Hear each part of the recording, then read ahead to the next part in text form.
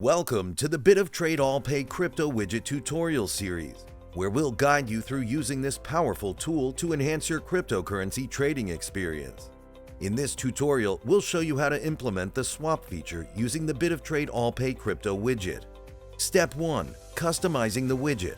Access allpay.bitoftrade.com and navigate to the widget customization section. Step 2. Choose the swap widget type.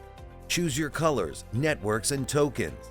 Select the colors that match your website's theme, the desired networks, and the tokens you want to include in the swap feature. Step 3. Copy the script code. Once you've customized the widget, copy the provided script code generated by the bitoftrade dashboard. Step 4. Embedding the widget. Paste the script code into your website's HTML code where you want the widget to appear.